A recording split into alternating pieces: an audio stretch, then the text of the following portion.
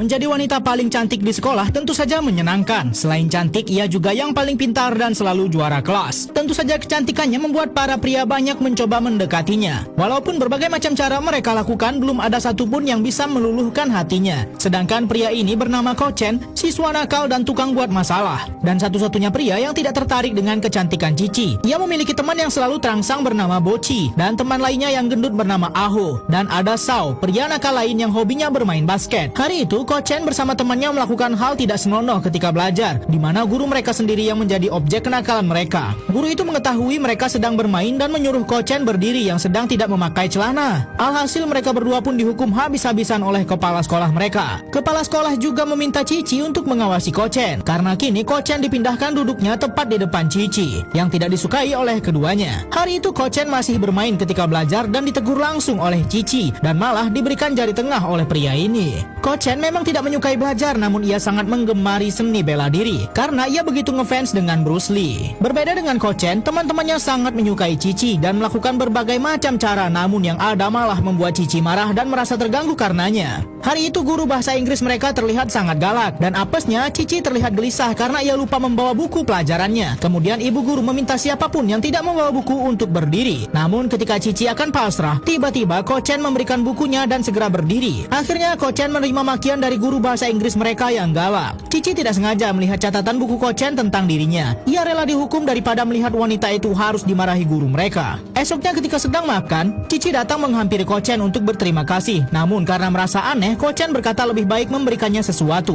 Lalu ketika pulang sekolah, kembali Cici mendekati Kochen dan malah memberikannya sebuah soal latihan untuk dikerjakan. Ia juga memberikan buku pelajaran miliknya dan meminta Kochen untuk belajar dan mencoba mengerjakan soal latihan yang diberikan Cici. Namun tentu saja hari pertama Kochen masih enggan mengerjakannya dengan serius.